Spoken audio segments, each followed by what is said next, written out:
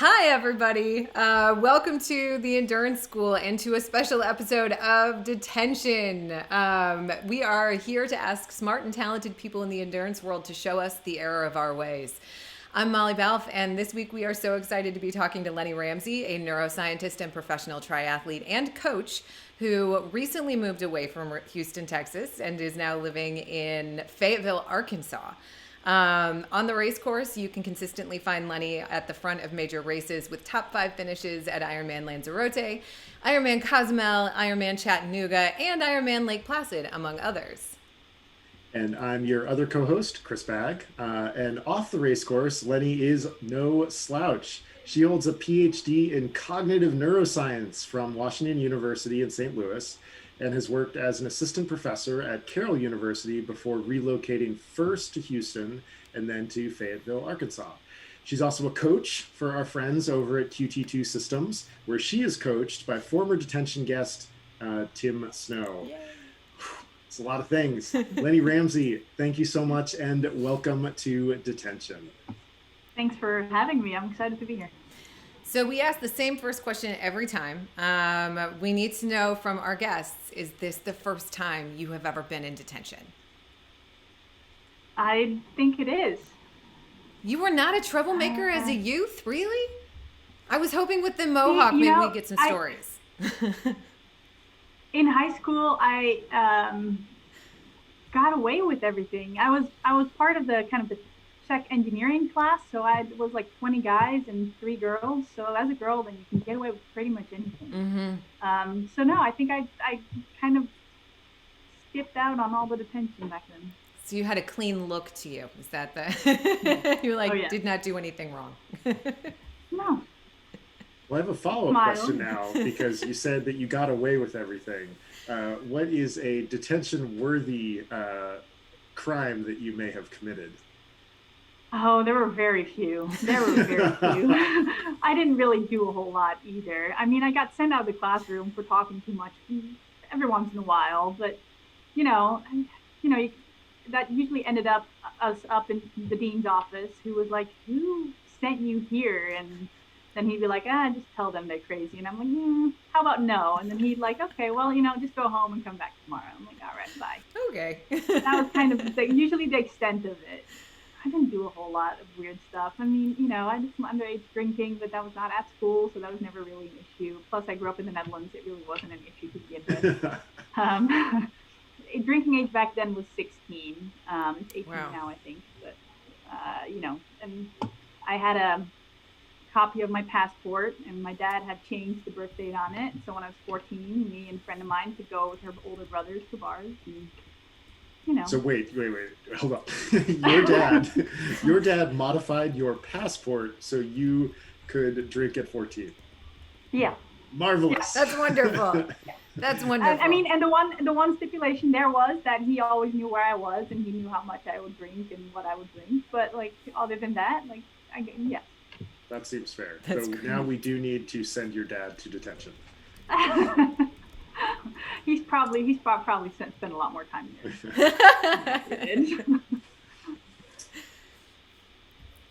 So the second question that we always ask everybody, our guests here at Detention, is this has been a tough year over the past 12 months. And even though it has taken a lot of things away from us, it's also made room for some things. For us, it was launching the Endurance School and this show.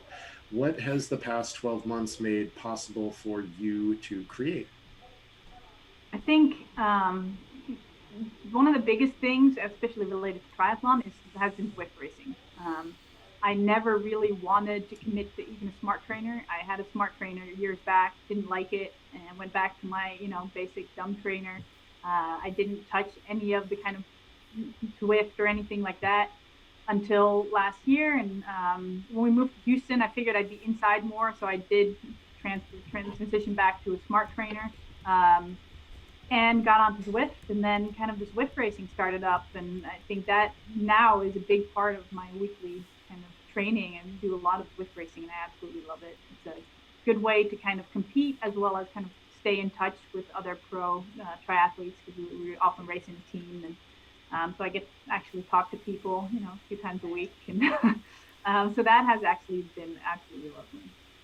That is awesome. Yeah. Can you tell us a little bit more about what that looks like? So we have some athletes who've been racing as amateurs in several different leagues. Some as part of the Wadi team, others just on their own. Some as part of other teams. Like, what does that look like as a professional athlete to jump into that world? I mean, it kind of differs. So we do a Thursday team time trial where you Awesome. race as a team against other teams. And Zwift has a very nice draft feature, so you really race as a team and you kind of are on headphones and you rotate through. And those are open to everybody, and everybody can enter teams. But there's also kind of more specifically pro races. Right now, there's the Zwift Racing League, and they have a pro category on Mondays, and then the Open League is on Tuesdays. And that we participated in the first league as well, and I think we had to qualify to get into that one before that. And that's really their invitational, pretty much kind of like invitational races. And there's some other invitational races as well, so your team has to be invited. And those are a little bit more intense. You generally have to weigh in before every race with video. You have to record a dual power. So like I have my trainer that controls Zwift, but I have to also with my pedals record power and upload that afterwards so that they can kind of double check the power output.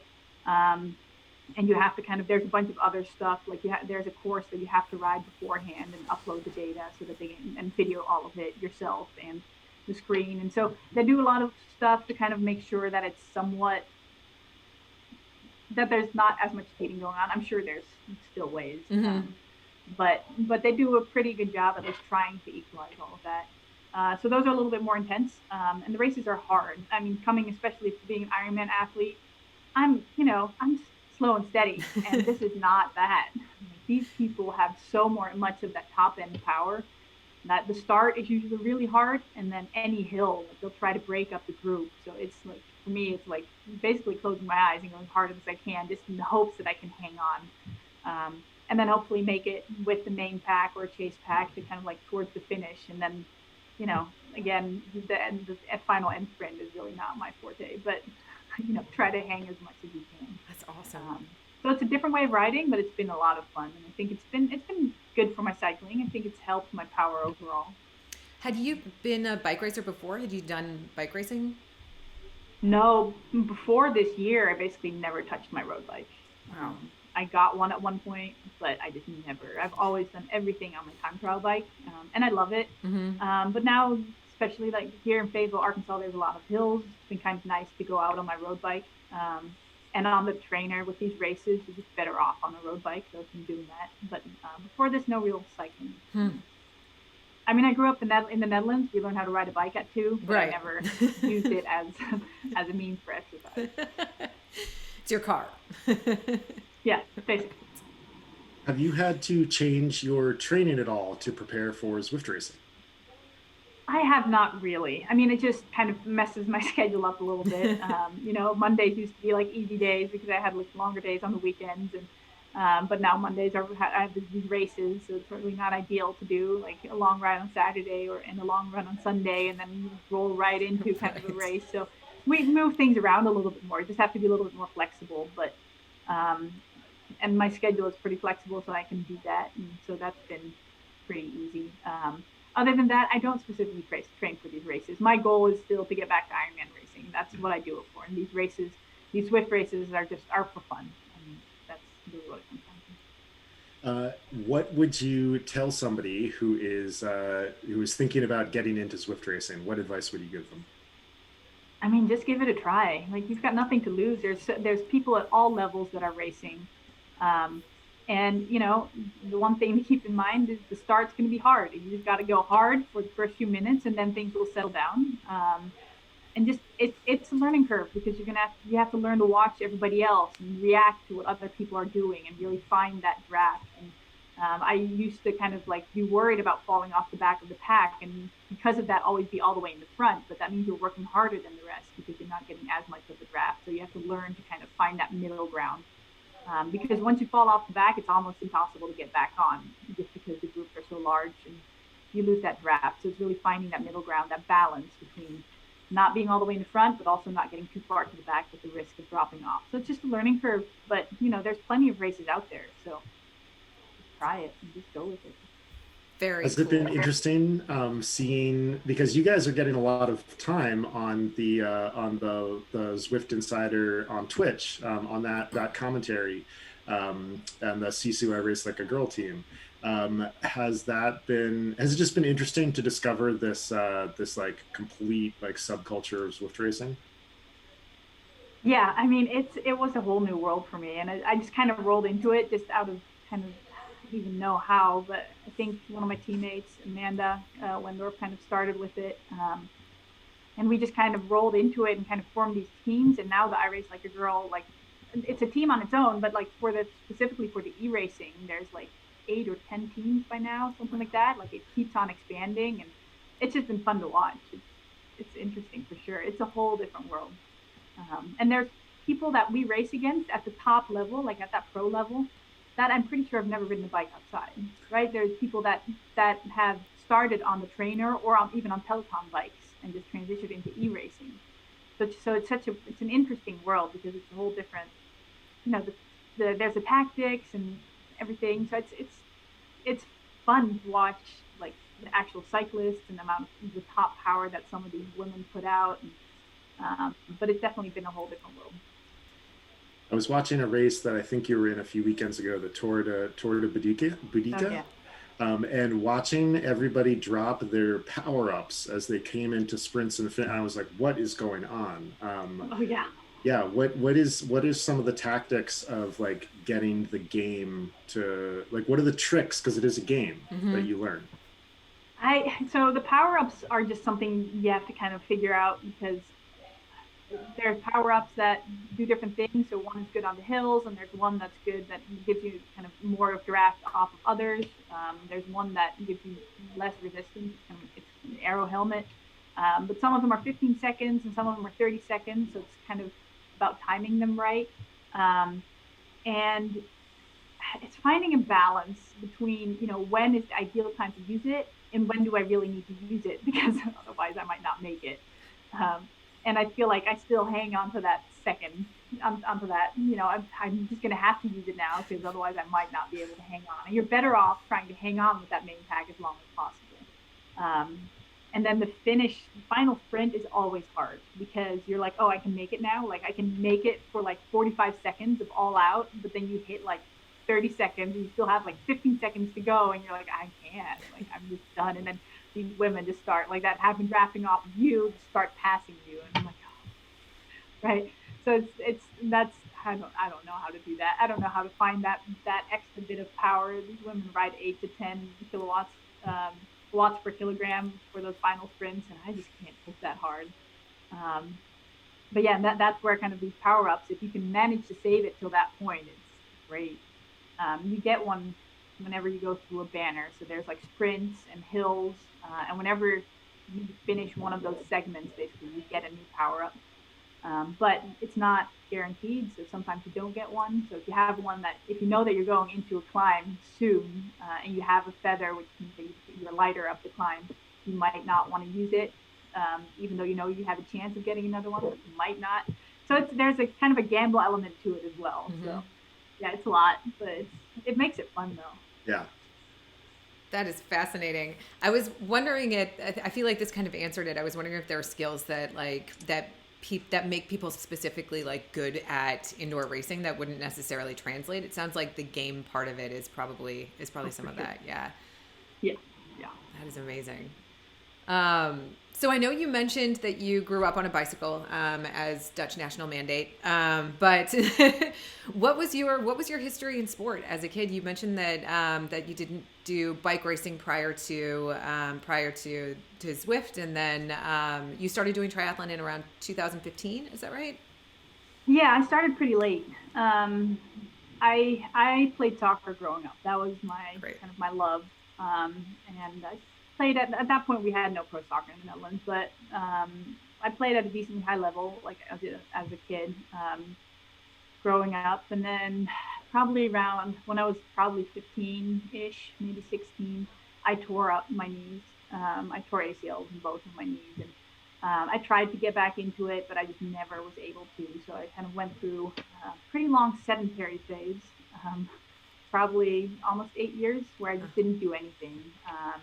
So I gained a lot of weight, and then moved to St. Louis for my PhD. So I did my undergrad and my master's in the Netherlands, and then moved to St. Louis for my PhD in neuroscience. And there, just through friends, kind of became more active. And mostly it started off mostly just by going to the gym, and then I started rock climbing, and then I started losing some weight. And then I finally had knee surgery, and that was long overdue. And in one of my knees, I just kept on acting up. I had an ACL replacement, and I got part of my meniscus removed. And it took me like 8 months to recover from that. But the physical therapist was like, "What would you like to do?" He looks at me, and I'm like, "I'd play soccer again." I mean, I hadn't touched a soccer ball in like 10 years at that point, right? He's like, "Why don't we just start with running?" And I'm like, "Okay." So, and that's kind of where it started. So I started running, and I picked up running, and it turned out that I was actually decent at it, and but got injured from the start quite a bit. I snapped one of the metatarsals in my foot and running a 5-mile race, like nothing major, but I just snapped it. And so I had surgery on my foot, and then, decided to pick up a bike, and so started riding and took swimming lessons, because in the Netherlands, everybody learns how to swim, because we're, it's a country that's a lot of it's below sea level. So everybody learns how to swim, but it's more like swimming for survival. So we learn breaststroke, head above the water. You learn how to pull someone out of the water. You learn how to swim with clothes on. Like when you're a kid in school, you generally take swimming lessons, and you learn how to jump in a pool with all your clothes on and swim to the other side of the pool. But, it's not going to get you anywhere really fast. So I took swimming lessons, and this was all while I was in grad school. And that's kind of where it all started.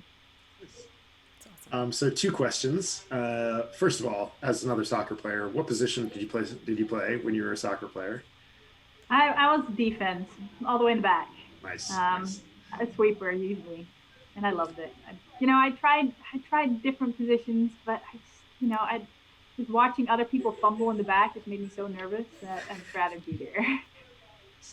And I could run, so I had the speed to kind of do that. Always nice to have fast defenders. I was a goalkeeper, and having quick defenders is a lifesaver. Yeah. I was asked not to play on my soccer team anymore. And then secondly, since you've already sort of broached the topic about all of your schooling and education, neuroscience, tell us, how did you decide that was your thing? Well, I kind of grew up with it. My dad's a neuroscientist. So that made it pretty easy, I think. Growing up, it was just a fascination, right? Like I was around it, I saw it, and I was fascinated by it. And I just, I started off wanting to be a surgeon, eventually decided that I didn't want to do surgery. I really wanted to be part of the science. So kind of just followed that path. My dad's still a neuroscientist, and he's very successful at it. And he's back in the Netherlands, and it's been fun to watch. And, my brother, who's a year and a half younger than me, he didn't want to have anything to do with it, so he just went off in a different direction, but I loved it, so I just kind of followed into those footsteps, I guess. He gave up the family trade. Yeah. So for those of us who don't really know what is entailed by being a neuroscientist, can you tell us a little bit about what you work on now? So neuroscience is basically anything that is related to the brain and the nervous system. And it's a very broad field, because it ranges from like cellular biology up to kind of what we call systems neuroscience, which is kind of understanding how the brain works in, for example, a human or an animal, but more as a whole. And I came from more of a psychology and cognitive background. So humans have always been my focus. When I went to grad school, so during my PhD, I looked at stroke recovery, so how different brain regions communicate and how that then changes after a stroke, and then how that recovers over time, and how that's related to behavioral recovery, such as language or motor issues or attention issues, focusing, that a lot of stroke people have issues with post-stroke, kind of depending on where the stroke is. So we kind of followed stroke patients for a year after the stroke, and we looked at both the brain activity as well as their behavior. And so that was kind of my focus then. And then since then, it's kind of been more mixed, but generally it has to do with like measuring brain activity um, and relating that to some form of behavior. Very cool. What's one thing that you wish like the general population understood or knew about neuroscience? I think it's fascinating how what we say, how plastic the brain is. So how much the brain can change and do and recover. And I think that is something that people underestimate. I mean, the adult brain doesn't change a ton, and that's because we want to retain what we have, right? We don't want to lose what we have, but it does still change, and it is still flexible, which allows us to learn every day. But in many different ways, we can change. So basically, it's the mindset of like, well, if you put your mind to it, you can do it. And the big part of that is that your brain still can change, no matter how old you are. And it can recover from little bits of damage. I mean, massive becomes a little harder, but little bits of damage you can recover from. And just generally, like, we can learn anything. It's incredible. How has your experience with neuroscience informed your athletic life and your coaching? How do you feel like that feeds into the way that you work with athletes and the way that you train? I mean, I think that's a complicated question. I don't know. I think there's a lot to that, right? So, I mean, I spent so after grad school, I spent 3.5 years in Wisconsin teaching. And so I absolutely love teaching. And I think a lot of coaching kind of falls back into that area as well, right? Just working with people and kind of getting to understand them and how you can best influence them, right? So it's definitely a two-way street. And the more you know about the people that you're coaching, the better you can kind of address what's important to them in when you're trying to reach a certain goal. Um, and then another side of it, I think, is that neuroscience has taught me how important things like exercise and consistency are, not only for the body and physical health, but also for mental health. Um, there's more and more work out there that kind of shows that aerobic exercise helps with attention difficulties. It helps with depression, and a lot of people. And I mean, if you're a coach, you get to know your people really well. And I think kind of learning these things and knowing how this can at least help them, I think is an important part of your working strategy. Mm-hmm. I'm sure we'll come back to neuroscience at some point, but we're going to talk a little bit about your own training and racing career. So, since you've been racing, you have had really kind of remarkably consistent results, and then it's one of those like overnight success that took like 5 or 6 years, but like especially in the last 2 or 3 years, all of a sudden like third places, fourth places, fifth places is pretty much all of your results. What would you ascribe that consistency to? Well, to be honest, a part of it has been the switch from the half to the full distance. So I went pro. I got my pro card on the half distance, and I had never done a full. I mean, I got into sport kind of late. I went pro after like my third season of racing, maybe. Which I mean, that first season was a couple of local Olympics, right? So I mean, um, but then I liked the half. I liked the distance of the half. The full was overwhelming. I didn't, the idea of it was overwhelming. So I didn't even, that wasn't on my radar at that time. And my first pro season was rough. And, I'd had some top 10 finishes, but those women are so incredibly strong. And I just did not have that speed. And my coach, Tim, had always kind of said, you'll probably be better off at the full. Like, you're so aerobic. But he also said, like, if we're only going to do it if you really want to do it. He said the marathon is going to be miserable, so you have to really want it. And so I actually ended up watching him race a full in Texas, and then I texted him afterwards. I'm like, all right, I want to do this. And like Placid was then my first full. And at that point I had no idea what to expect, but I knew I could bike the distance. I'd never run a marathon. Like, I think my longest runs have probably been like the half marathon-ish distance, right? Even my training runs, he never really pushed me past that. We did some split runs, but my single runs have never really been more than an hour and a half. So I'm going into that race, I had absolutely no idea what to expect. But I think that was kind of a blessing too, because you just go with it at that point. And I think that first race, I realized that this was where I needed to be, and I really loved it. And ever since, I've just kind of focused on that full distance, and both because I'm good at it, but also just because I really enjoy that distance. So I think that kind of helped. Other than that, it's just been being consistent. It takes years to build up to the training load to be comfortable training the 30 to 35 hours around kind of like race season. And you don't get there overnight. And it's taken me a long time to get there. I'm comfortable there now, and I feel like, as long as I stay uninjured, I can race every month or so in the summer.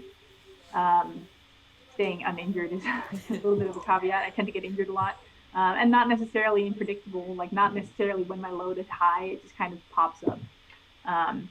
But it's been just a lot of consistency. Like I don't miss training sessions basically ever, and it's just kind of been building up to it.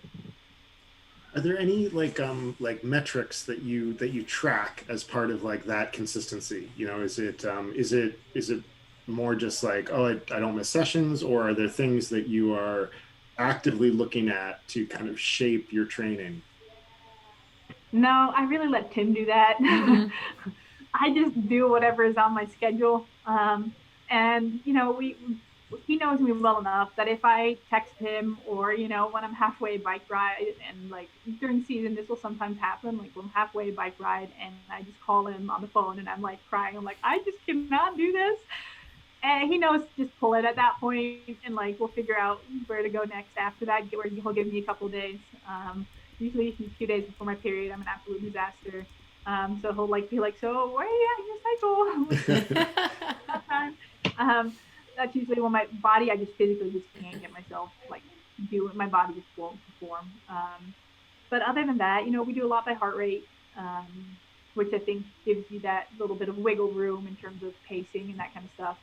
And I've learned, for my runs, I only look at heart rate. I don't put pace on my watch because I just don't want to know. I'll find out when I get back if it was a good or a bad run in terms of pace, but there's no reason for me to be looking at that and having that influence my run. So kind of trusting my body in that, and usually that works out all right. Yeah. What do you focus on for recovery between sessions to make sure you can maintain that consistency? Well, one is sleep. Mm-hmm. I like my sleep a lot. I go to bed pretty early, usually start winding down around 8. I try to be in bed around 8:30. I get up around 5:30, 5 to 5:30 every morning, and I do that 7 days a week. That's better for your sleep schedule if you're not switching, if you're not moving things around. I mean, think of like a jet lag, even an hour or two can kind of mess with your rhythm. So if you kind of move that back and forth from the week to the weekend, that's kind of rough on the system. So I like to keep that pretty steady, and that works really well for me.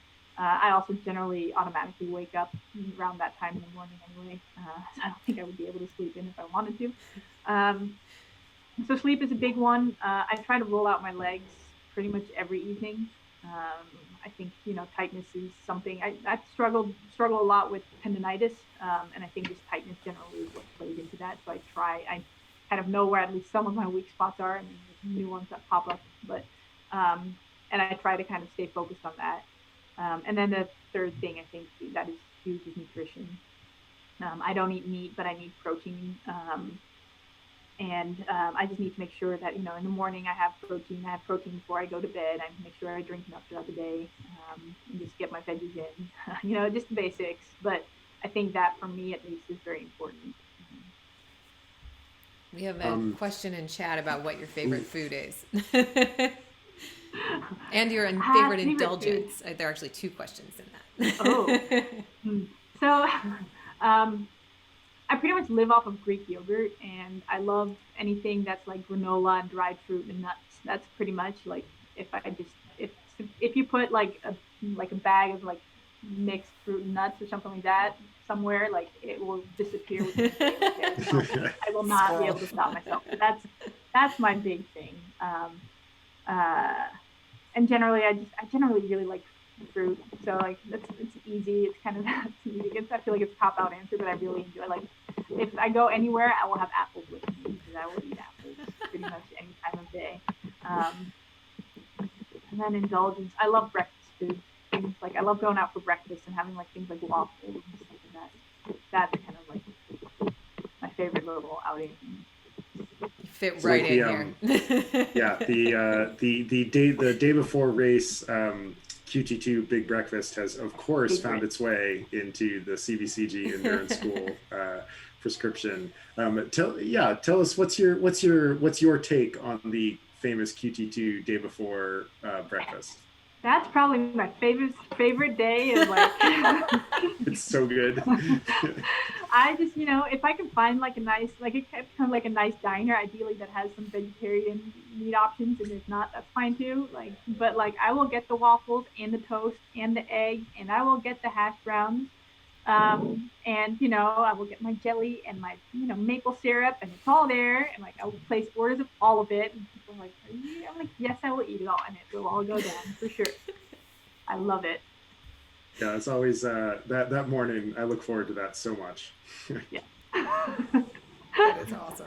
That is awesome.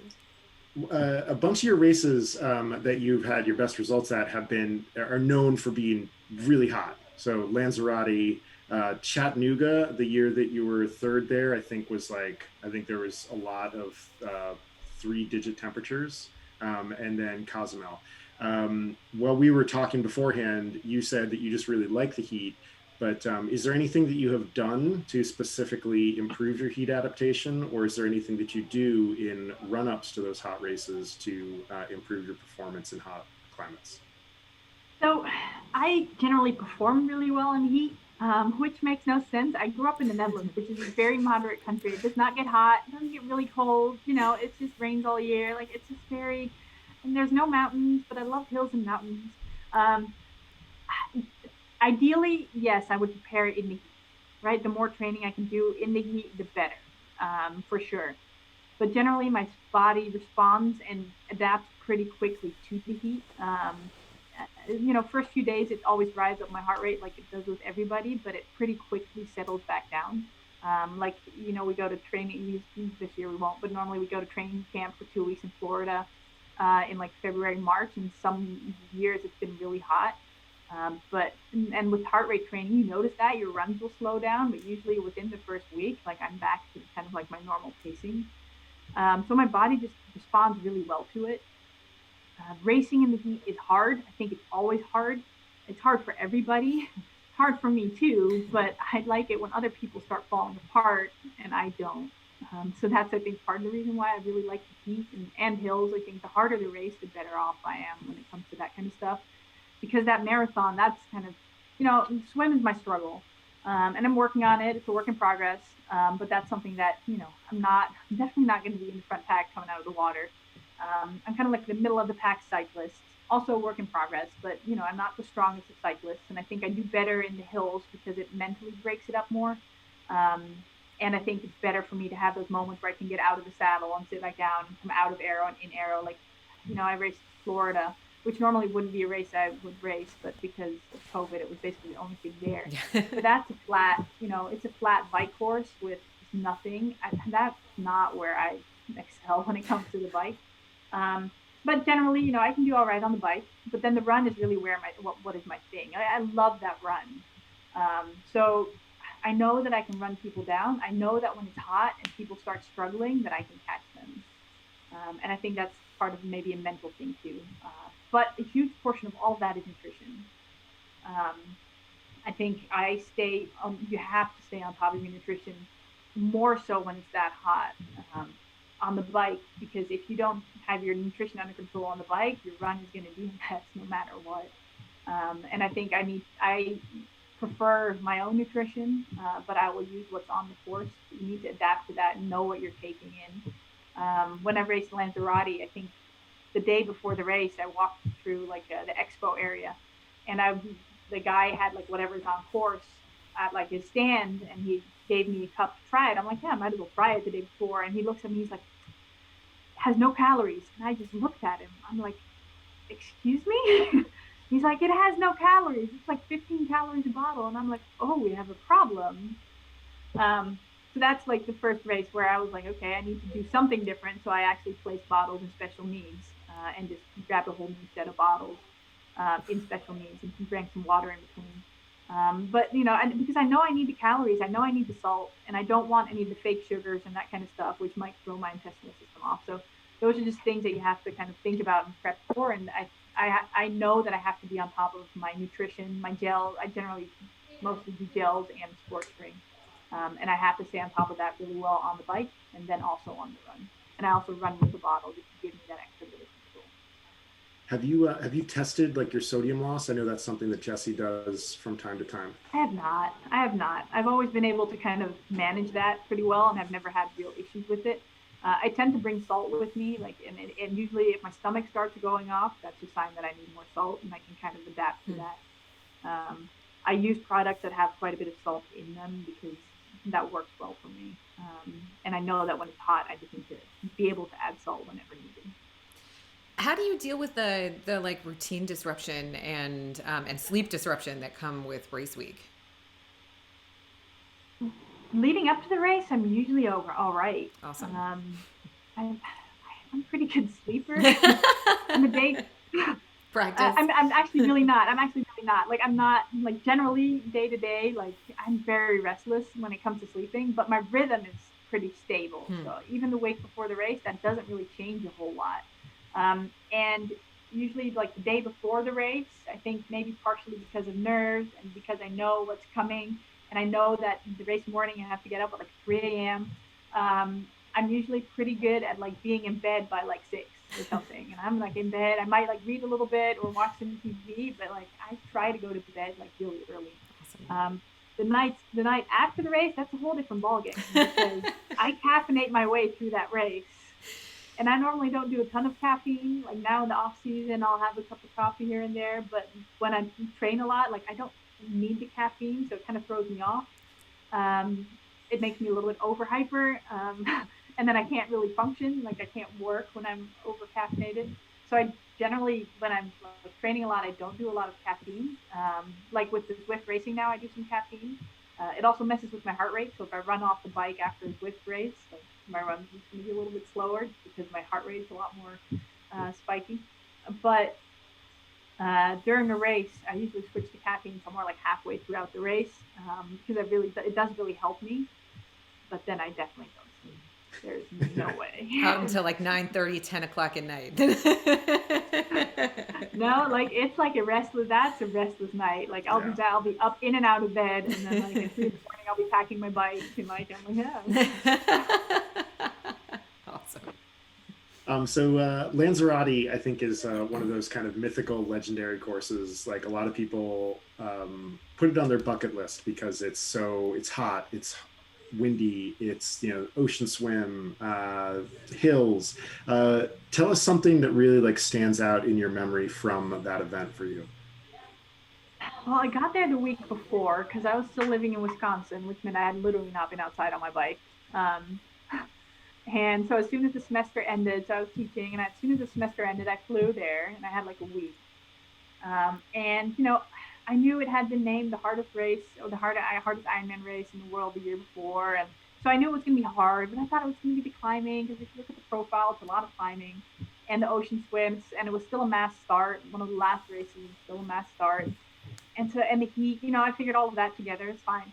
And I remember getting on my bike that first day and being on the road, and like those side winds of like 40 miles per hour come gusting through, and I'm like going downhill, and my front wheel is like wavering back and forth, and I'm like, oh, I can't do this.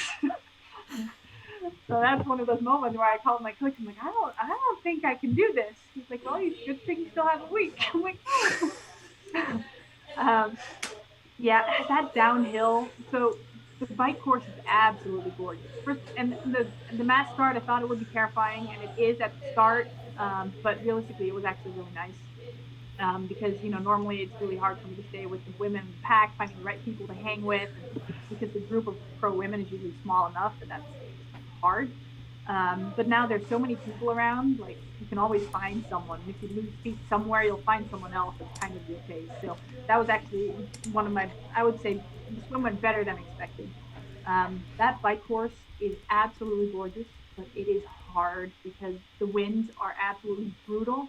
It's a lot of climbing, and I love climbing, so that was not one of my worries. But that downhill, there's a really long descent, and it's like a narrow, 2-lane road, 1 lane each way, with like volcanic rock on each side. Oh my Like, God. it's not like you have a lot of wiggle room.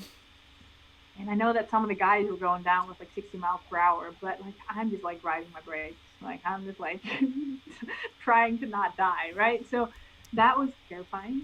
And it's one of those moments where, in a full, like normally 5 hours, maybe 5:15, I'm off the bike, and I'm like 5.5 hours in and nowhere close to the end of the bike course. And I'm like, oh, what am I doing?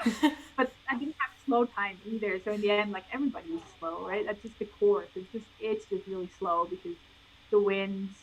I mean, you go all around the island, so you're gonna hit headwinds, Oh and my those God. headwinds are like, you're talking about like 20 miles per hour, maybe with some 40-per-hour gusts coming through. Like it's there. Um, and but that run was just, it's along the beach and it's hot, but it's a fun run because I think you go 10K out, 10K back, and then you do 5K out and backs. So that first one is a little rough, but then after that, it's actually, you see a lot of people and it's very broken up, so you kind of know where you're at. Um, and I had no idea where I came off the bike and what position. And I started running. I had no idea where I was. And I just remember at one point I must have been a little bit over halfway to run, and all of a sudden, at some point someone had told me along the way, like my mom and her partner, my brother and his girlfriend were there, and someone had told me that I was in fifth, had run my way into fifth place, and I'm like, oh, that's actually better than expected. And I just remember running, and at some point, the bike guy shows up next to me, and he's like, "I think you're in third place." And I looked at him like, "I don't think so." He's like, "I'm pretty sure," but I went with it.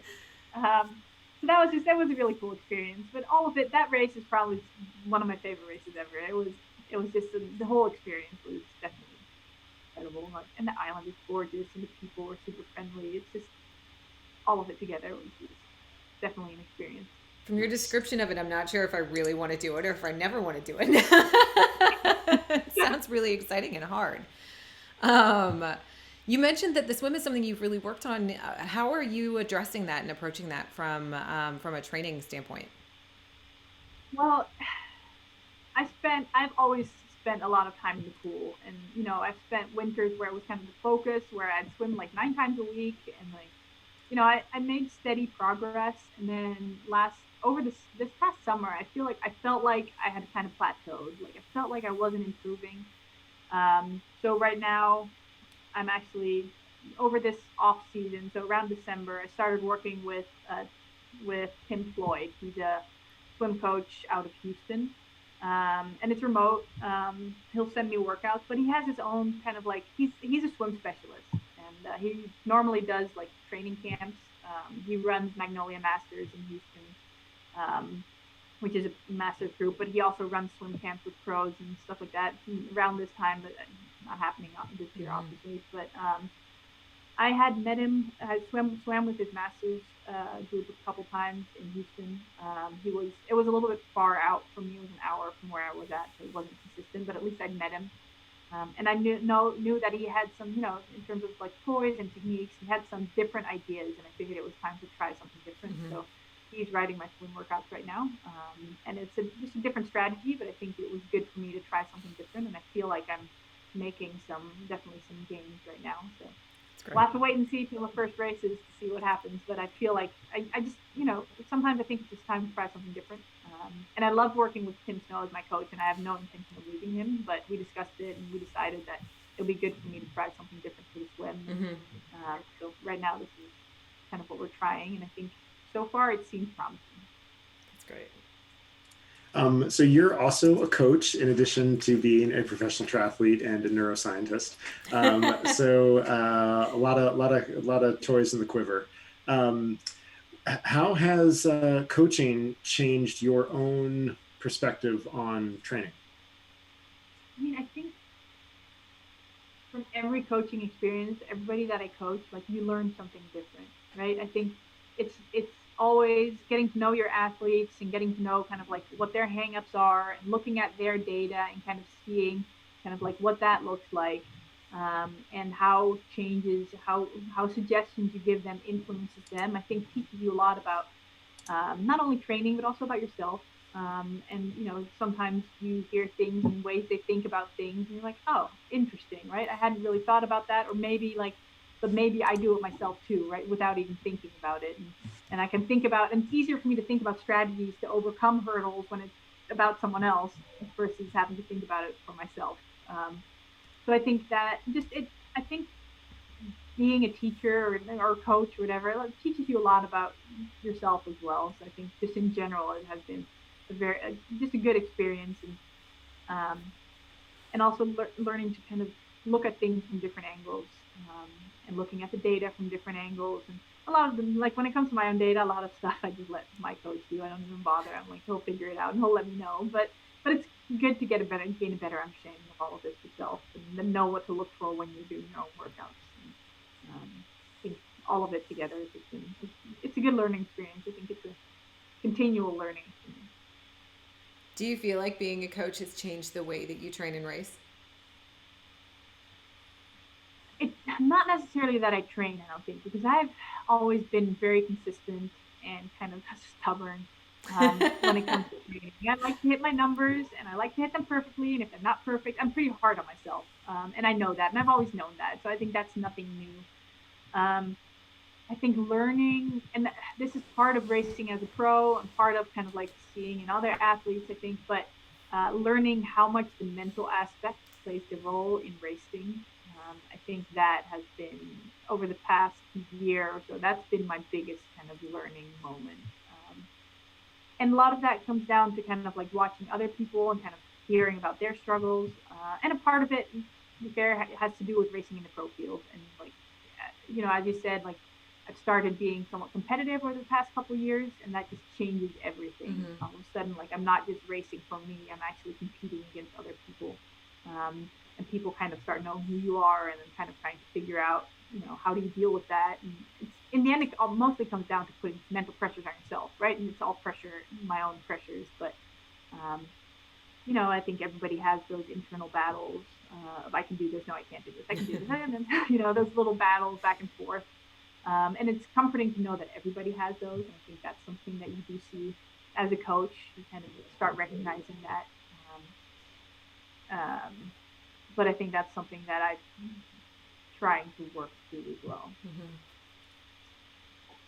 In a blog post that you published last year, you wrote, quote, I wonder what it is I really want to do with my life. I mostly question if any of what I'm doing even matters, has a bigger purpose. Shouldn't I be doing more? Has anything changed for you in your answers to those questions since you wrote that? I think that is still something that I struggle with. You know, having been educated all my life and feeling like I was working towards something, and then at some point I realized that maybe what I was working towards wasn't really what I wanted to be working towards. And then kind of stepping out of that was, on the one hand, liberating, on the other hand, also terrifying. And giving myself the time and the space to really try and work on this triathlon thing was the same. It's liberating as well as terrifying, because I don't want to give up everything that I've worked so hard for in terms of education and studying and all that kind of stuff. But I also want to explore the triathlon thing because I really love it. I love the training, I love the racing, I love the people. Like, I think, all of it. And I'm not yet at a point where I want to give that up, but it's kind of but that's in battle with me, like not wanting to give up what I've worked for either. And I still feel that, and then the triathlon thing, sometimes I feel like it's really selfish, maybe. I mean, I'm not helping anybody by doing what I'm doing, right? Like, at least when I'm teaching, and I love teaching, and that's something that I want to get back to. But with teaching, I really felt like I had a purpose in terms of I was helping students. And, when you have students that actually tell you that you help them, or you can see that light bulb moment in your students that have been struggling with something, I feel like that to me gave me purpose, more so than science did, because science, yes, in a big picture, maybe you have in the end, you might have something larger, but I didn't feel that direct payoff. Whereas with teaching, I do feel that. Triathlon, I mean, I love it, but am I really doing anybody any good? I mean, realistically, it's a wealthy white people sport. I mean, and I do well at it. But I don't feel like I'm benefiting anybody by doing it. And sometimes I definitely struggle with that. I feel like there needs to be a bigger purpose somewhere. I need to be doing something more to actually give back to the world, whatever that might be. And I haven't fully figured that out yet. Well, thank you. Thanks for that answer. Thanks for working through some of that in real time with us. Appreciate that. And I think when you find the answer to it, we are all really interested in that as well. That's good. I'll let you know. It's a really hard balance. BT would like you to know that you make a difference in her life.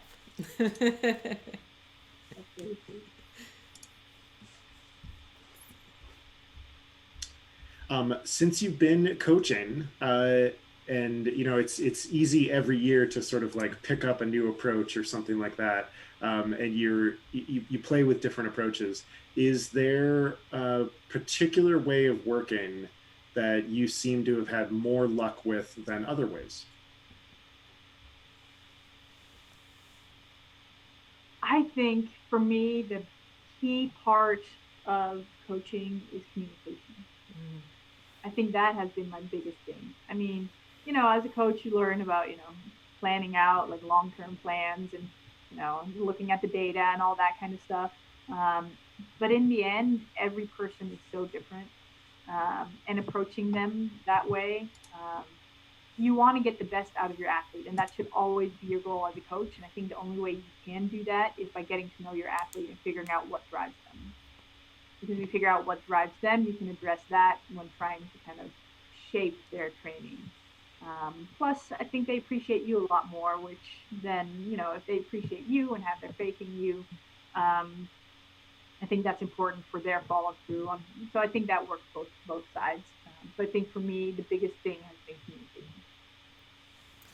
What does that look like for you? Like, how do you discover that about your athletes? And it's different for every athlete. I think some athlete I have a much more personal relationship with. Others, it's much more focused around training. And I think I leave that kind of up to them. I don't want to force them into kind of like a more of a friendship relationship if that's not what they're looking for. And I think some people really want a coach, and other people want someone that they can talk to and share their life with. So I kind of want to leave that up to them. I think most of my communication is done through Training Peaks. And that's just messaging back and forth. I do ask my athletes to kind of comment on pretty much every workout. I want to know kind of like how they felt during their workout. But that also leaves room for anything outside of the workout that might have influenced their day. But then I also have plenty of athletes. I mean, I only have 5 or 6 athletes, but a large portion of them that I text with on a regular basis. And if needed, we'll call and new athletes, I try to schedule calls regularly, maybe once every week or every other week to make sure that we're on track. And then after that, it's kind of as needed. But I like to be open to that. And I'm basically, they can always reach me if there's anything, as long as, I might not always answer right away, but Right. but generally I get back to them within the same day always. And that's on workouts as well as like personal stuff or texts or calls or anything like that. So I have a question for you that I guess could be either as an athlete or as a coach now. But a lot of our athletes are struggling, like unsurprisingly, with the moving goalpost of goals this year and last year. Do you have any advice for folks? How are you handling that either in your own career or with the athletes that you're working with? I think for me, this past summer was definitely a roller coaster because we kept on shifting targets and then nothing kept happening. And I definitely hit a moment somewhere around the summer where I was like, I'm done and needed to take a step back. And I think both as an athlete and as a coach, you at some point need to be a little bit flexible in that. And like I took 2 weeks off, completely off. I was just like, I'm mentally and physically, I was just done. And I think you need to build in that flexibility. And I think, you don't want to mentally burn out for something that's not happening, right? And then if you keep on pushing, eventually you'll maybe hit race, but you won't be able to perform. So I think you need to be aware of what's happening and at some point be willing to take a step back, even for a week, 2 weeks, maybe, give people a mental break, which is hard for people. It's hard to take that step back, but I think it's good people can do so every once in a while to be like, okay, let's just take a little break. And then maybe let's focus in on something specific. Maybe let's focus on a running race that might have a larger chance of happening. Maybe you spend the first part of this season focusing on a half marathon or a marathon, and then we'll go back to triathlon. Doesn't mean we can't do any of the triathlon stuff. We'll kind of keep that there, but give them a goal that is more likely to actually happen. I know some athletes, don't mind doing they're running their own marathon and doing their own triathlon, but I also know that for a lot of people, that's just not worth it. So you really want that embrace environment. And then I think right now it's smart to plan for something later in the season. And if something early in the season happens, great. But I think, we've got to focus on the things that we're more sure of happening at this point. And I think running races are more likely to happen earlier in the season. Local, smaller races are more likely to happen. So I think focusing on the stuff that you can control versus the stuff that you can't, I think is all we can do right now. Yeah. Well, that is an awesome place to leave things. Everybody, yes, you can only focus on the stuff that you can control. And so, Lenny, thank you so much for bringing us to that place. I really appreciate that. And thank you also for plugging heart rate training. That is a big help for us with our athletes. But thank you so much for coming on the show. We really, really appreciate it. And it is a blast to get a chance to talk to you. Thank you, guys. This was great. I had a lot of fun. Yay. Thank you. Those of you that are watching, don't forget, and Lenny, please feel free to join us for any of these events. Come and yoga with Amy VT tomorrow morning, 7:30. I should do that. It's good for the attendance. We're here every Wednesday. Amy would be so happy if you came and joined her for a yoga class. And then Thursday morning, 6:30, back on Zwift, everybody, for our Thursday morning group ride. But until all of those things happen, Lenny, thank you again. And everybody, thanks for watching. And here's to a happier and faster tomorrow. Bye, guys. Thank you.